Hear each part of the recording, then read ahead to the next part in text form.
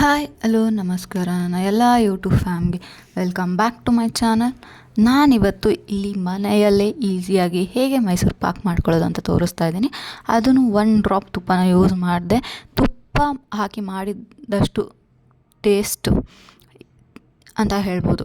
ಅಷ್ಟು ಚೆನ್ನಾಗಿರೋವಂಥ ಮೈಸೂರು ಪಾಕ್ ಮನೆಯಲ್ಲೇ ಮಾಡೋದು ಹೇಗೆ ಅಂತ ತೋರಿಸ್ಕೊಡ್ತಾ ಇದ್ದೀನಿ. ಬನ್ನಿ ನೋಡೋಣ ಹೇಗೆ ಮಾಡೋದು, ಏನೆಲ್ಲ ಬೇಕು ಅಂತ. ಜಸ್ಟ್ 3 ಇಂಗ್ರೀಡಿಯೆಂಟ್ಸ್ನಿಂದ ಒಂದು ಮೈಸೂರು ಪಾಕ್ನ ರೆಡಿ ಮಾಡ್ತಾಯಿದ್ದೀನಿ ವಿತಿನ್ ಹಾಫ್ ಆನ್ ಅವರಲ್ಲಿ. ಈಗ ನಾನು ಫಸ್ಟಿಗೆ ಇಲ್ಲಿ ಒಂದು ಪಾತ್ರೆಗೆ 1 ಲೋಟ ಸಕ್ಕರೆ ತೊಗೊಂಡ್ರೆ 3 ಲೋಟ ನೀರನ್ನು ತೊಗೊಂಡಿದ್ದೀನಿ. ಇದು ನಿಮಗೆ ಸಕ್ಕರೆ ಪಾಕ ಬರಬೇಕು. ನಾವು ಹೇಗೆ ಜಾಮೂನಿಗೆ ಸಕ್ಕರೆ ಪಾಕ ತೊಗೋತೀವಲ್ವ ಆ ಥರ ಇದಕ್ಕೂ ಕೂಡ ಸಕ್ಕರೆ ಪಾಕ ಬರಬೇಕಾಗತ್ತೆ. ಅಲ್ಲಿವರೆಗೂ ಇದನ್ನು ಬಿಸಿ ಕುದಿಸ್ಕೋಬೇಕು.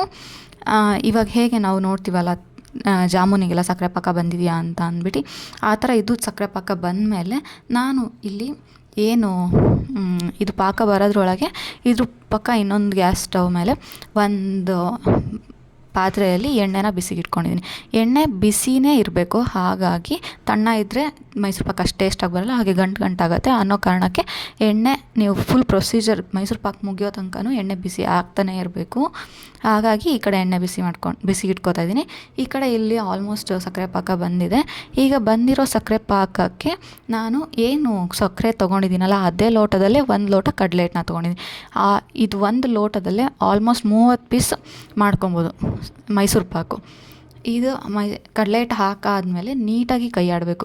ಆಲ್ಮೋಸ್ಟ್ ಒಂದು ಹಾಫ್ ಆನ್ ಅವರಲ್ಲಿ ರೆಡಿ ಆಗುತ್ತೆ. ಇದು ನೀವು ನೀಟಾಗಿ ಅಂದ್ಕೊಳ್ಬೋದು ಗಂಟೆಗೆ ಆಗಲ್ವಾ ಅಂತ, ಆಗುತ್ತೆ. ಬಟ್ ನೀಟಾಗಿ ಕೈ ಆಡಿಸ್ತಾ ಇದ್ರೆ ನಿಧಾನಕ್ಕೆ ಲೋ ಫ್ಲೇಮಲ್ಲಿ ಆ ಗಂಟು ಕೈ ಆಡಿಸುವಾಗ ಎಲ್ಲ ಬಿಟ್ಕೊಂಡ್ಬಿಡತ್ತೆ.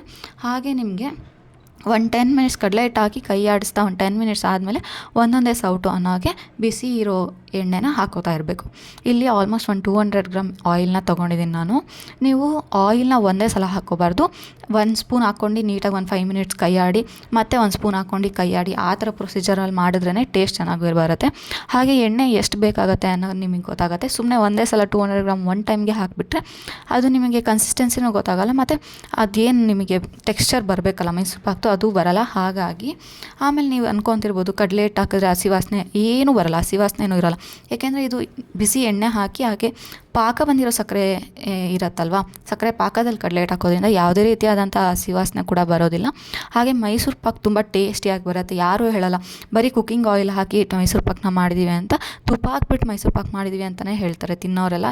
ಈಗ ಹಳ್ಳಿಯಲ್ಲೆಲ್ಲ ಹೇಗೆ ಮನೆಯಲ್ಲೇ ಸ್ವೀಟ್ನ ಮಾಡ್ತಾರಲ್ಲ ಆ ಥರ ಮೈಸೂರು ಪಾಕ್ನೂ ಕೂಡ ಮನೆಯಲ್ಲೇ ಈಸಿಯಾಗಿ ಮಾಡ್ಕೊಬೋದು. ಈಗ ಹೋಗ್ಬಿಟ್ಟು ಅರ್ಜೆಂಟಲ್ಲಿ ತೊಗೊಂಬಂದು ತಿನ್ನೋದಕ್ಕಿಂತ ಈ ಥರ ಮನೆಯಲ್ಲೇ ಹೆಲ್ತಿಯಾಗಿ ಮಾಡ್ಕೊಬೋದು ಅನ್ನೋದನ್ನು ನಾನಿವತ್ತು ತೋರಿಸ್ಕೊಡ್ತಾ ಇದ್ದೀನಿ.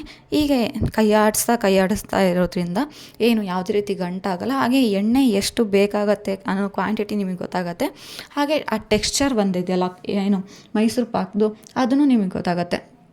ಈಗ ಸಡನ್ನಾಗಿ ಒಂದೇ ಸಲ ಎಣ್ಣೆ ಹಾಕ್ಕೊಂಡು ಟೆಕ್ಸ್ಚರ್ ಗೊತ್ತಾಗದೆ ಮೈಸೂರು ಪಾಕ್ ಕೆಟ್ಟೋಗೋದಕ್ಕಿಂತ ಸುಮ್ಮನೆ ಇಂಗ್ರೀಡಿಯೆಂಟು ವೇಸ್ಟ್ ಬರೋದಲ್ವ, ಹಾಗಾಗಿ ಈ ಥರ ಮಾಡ್ಕೊಳ್ಳೋದ್ರಿಂದ ಮೈಸೂರು ಪಾಕು ಕೂಡ ತುಂಬ ಚೆನ್ನಾಗಿ ಬರುತ್ತೆ, ಟೇಸ್ಟಿಯಾಗಿ ಬರುತ್ತೆ. ಹಾಫ್ ಆನ್ ಅವರಲ್ಲೆಲ್ಲ ರೆಡಿ ಆಗುತ್ತೆ ಮನೆಯಲ್ಲೇ ಹೆಲ್ತಿಯಾಗಿರೋಂಥ ಮೈಸೂರು ಪಾಕು. ಯಾರಾದರೂ ಅಂದ್ಕೊಂಡಿರ್ಬೋದು ಎಷ್ಟು ಕಷ್ಟನಪ್ಪ ಮೈಸೂರು ಪಾಕ್ ಮಾಡೋದು. ನಿಜ ಕಷ್ಟ ಇಲ್ಲ, 30 ಮಿನಿಟ್ಸಲ್ಲಿ ಮಾಡ್ಬೋದು. ಅದು ಆ ಒಂದು ಕನ್ಸಿಸ್ಟೆನ್ಸಿ ಗೊತ್ತಾಗ್ಬಿಟ್ರೆ ಒಂದು ಸಲ ಮಾಡಿದಾಗ ಹಾಳಾಗತ್ತೆ ಅಷ್ಟೇ. ಬಟ್ ಸೆಕೆಂಡ್ ಟೈಮ್ ಮಾಡುವಾಗ, ಥರ್ಡ್ ಟೈಮ್ ಮಾಡುವಾಗ ನಿಜ ಸೂಪರಾಗಿ ಬಂದೇ ಬರುತ್ತೆ. ಇದು ನಮ್ಮ ಅತ್ತೆ ಮನೆಯಲ್ಲಿ ಫಂಕ್ಷನ್ ಇದ್ದಾಗ ಮನೆಯಲ್ಲೇ ಮಾಡ್ತಾರೆ. ಹಾಗಾಗಿ ನಮ್ಮ ಮಾವ ಬಂದಿದ್ರಲ್ಲ ಅಂತ ಅಂದ್ಬಿಟ್ಟು ಮಾಡಿಸ್ತಾ ಇದ್ದೆ. ಹಾಗೆ ನಿಮ್ಮ ಜೊತೆ ವೀಡಿಯೋ ಹಂಚ್ಕೊಳ್ಳೋಣ ಅಂತ ಅನ್ನಿಸ್ತು, ಹಾಗಾಗಿ ವೀಡಿಯೋನ ಶೇರ್ ಮಾಡ್ತಾಯಿದ್ದೀನಿ. ಕಷ್ಟ ಮೈಸೂರು ಪಾಕ್ ಮಾಡೋದು ಅನ್ನೋರಿಗೆಲ್ಲ ಈ ಒಂದು ಈಸಿಯಾಗಿ ಮಾಡ್ಬೋದು ಅನ್ನೋದಕ್ಕೋಸ್ಕರ ಈ ಒಂದು ರೆಸಿಪಿನ ಶೇರ್ ಮಾಡ್ತಾಯಿದ್ದೀನಿ. ನಿಜ ತುಂಬ ಟೇಸ್ಟಿಯಾಗಿರುತ್ತೆ, ಹಾಗೆ ಹೆಲ್ತಿಯಾಗಿರುತ್ತೆ. ಮಕ್ಕಳಿಗೂ ಕೂಡ ಕೊಡ್ಬೋದು.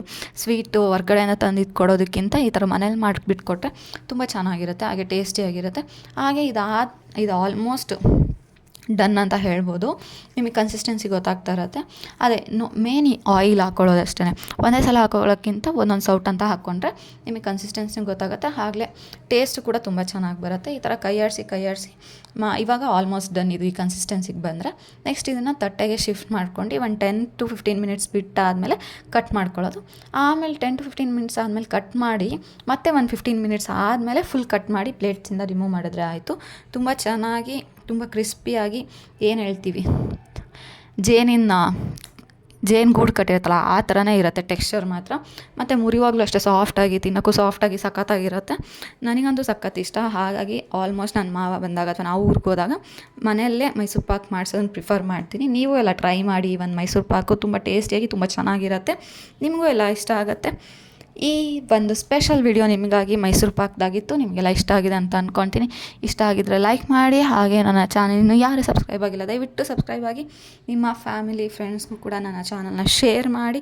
ಬರೀ ಶೇರ್ ಮಾಡಿ ಸಾಕಾಗಲ್ಲ, ಅವರಿಗೆ ಸಬ್ಸ್ಕ್ರೈಬ್ ಮಾಡ್ಕೊಳ್ಳೋದಕ್ಕೆ ಹೇಳಿ. ಪಕ್ಕದಲ್ಲಿರೋ ಒಂದು ನೋಟಿಫಿಕೇಷನ್ ಬೆಲ್ನ ಪ್ರೆಸ್ ಮಾಡೋದಕ್ಕೆ ಹೇಳಿ. ಆಗ ನಾನು ಹಾಕೋ ವಿಡಿಯೋದು ನಿಮಗೆ ನೋಟಿಫಿಕೇಷನ್ ಬರುತ್ತೆ. ಹೀಗೆ ಸಪೋರ್ಟ್ ಮಾಡ್ತಾರೆ. ಒಳ್ಳೆ ವೀಡಿಯೋಸ್ನ ಅಪ್ಲೋಡ್ ಮಾಡ್ತೀನಿ. Thank you.